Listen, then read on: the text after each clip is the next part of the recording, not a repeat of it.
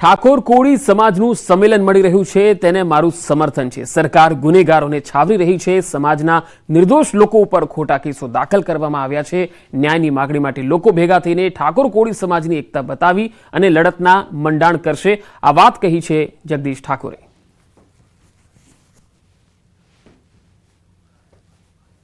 સરકાર સાથે ગરોબો ધરાવતા અસામાજિક તત્વો બેફામ બન્યા છે, ત્યારે આ ઘટનાને સામાન્ય લેતા નહીં, સમગ્ર ગુજરાતમાં એના પડઘા પડશે।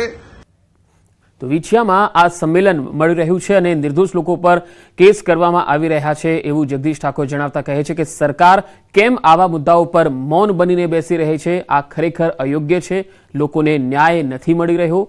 જગદીશ ઠાકોરે ભાજપ અને સરકાર પર પ્રહાર કર્યા। અસામાજિક તત્વો રાજ્યમાં બેફામ બનતા જઈ રહ્યા છે એવું પણ તેમણે કહ્યું। રાજકોટના વિછિયામાં કોળી ઠાકોર સમાજનું મહાસંમેલન છે। બનાસકાંઠાના સાંસદ જ્ઞાનીબેન ઠાકોરે નિવેદન આપ્યું। સરકારમાં બેઠેલા આપના સમાજના આગેવાનોને પણ હું વિનંતી કરું છું। તેમણે કહ્યું સમાજના નામે જ તમે ટિકિટ લઈ આવો છો, તમારા ગોડફાધરો પાસે ટિકિટ માંગો છો ત્યારે સમાજના મતદારોના આંકડા આપો છો। ચૂંટણીમાં ચૂંટાઈ જાઓ છો પછી કેમ ભૂલી જાઓ છો? જ્ઞાનીબેને આ વાત કહી।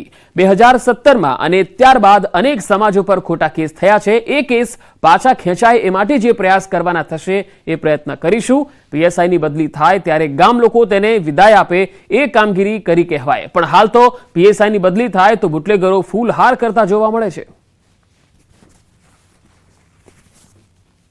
એમના ગોડ પાથરોને કહેતા હોય છે કે મારા સમાજના આટલા વોટ છે, મને ટિકિટ મળવી જોઈએ, એટલે તો તમે સમાજના આંકડા આપો છો।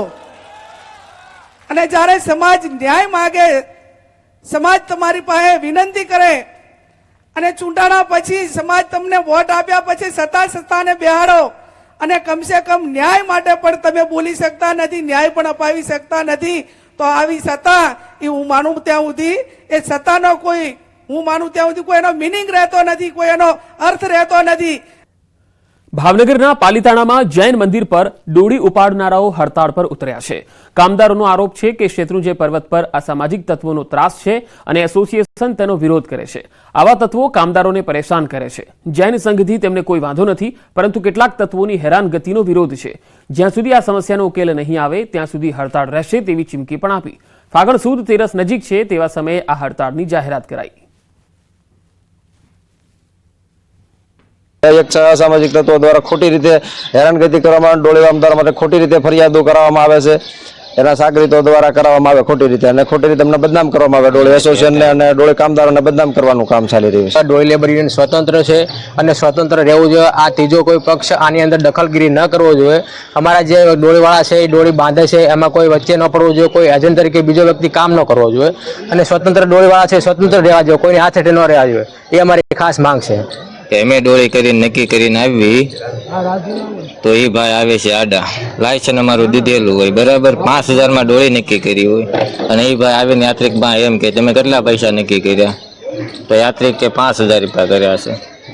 તો યાત્રિકને શું કે અમે સસ્તામાં નક્કી કરાવી 3000માં એનું કાર્ડ પાછું આપી દો। એટલે અમારી એવી માંગ છે એ ભાઈને દૂર કરવાના છે, ત્યાં સુધી આ હડતાળ રહેશે। આણંદના કહાનવાડી ગામમાં જમીનને લઈને વિવાદ ઉભો થયો છે। ગામની 237 વીઘા જેટલી સરકારી જમીન રાજકોટના ગુરુકુળને આપવામાં આવી છે, જેને લઈ ગામ લોકોએ વિરોધ નોંધાવી જિલ્લા કલેક્ટરને રજૂઆત કરી।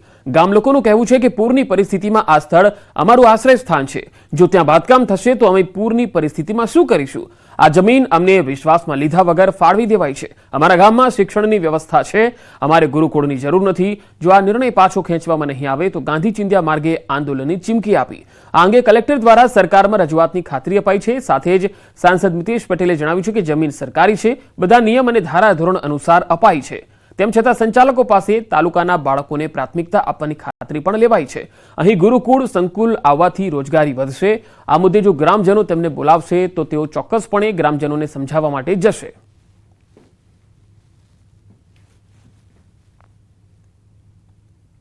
વિરોધ એ છે કે રાજકોટ ગુરુકુળને અમારા ગામને વિશ્વાસમાં લીધા સિવાય 237 વીઘા સરકારી પડતર હતું, એ 237 વીઘા સરકારી પડતર રાજકોટ ગુરુકુળને ફાળવી દેવામાં આવેલ છે।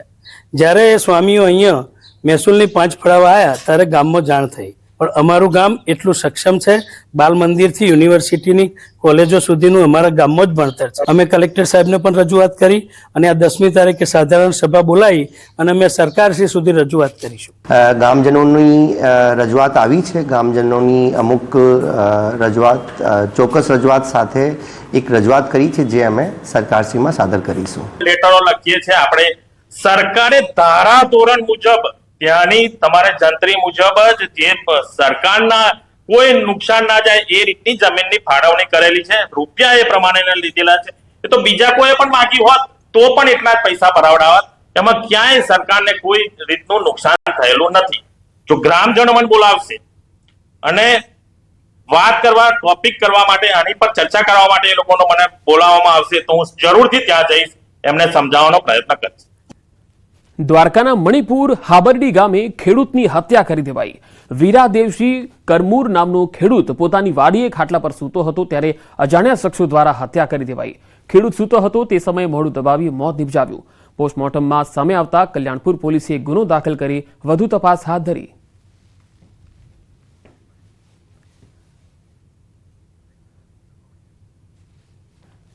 અજાણ્યા શખ્સોએ ગળું દબાવીને હત્યા નિપજાવી. પોસ્ટમોર્ટમ રિપોર્ટમાં આ વાત સામે આવી છે. હાલ સમગ્ર મામલે તપાસ ચાલી રહી છે. મણિપુર હાબરડી ગામના આ ખેડૂતની હત્યા કરવામાં આવી.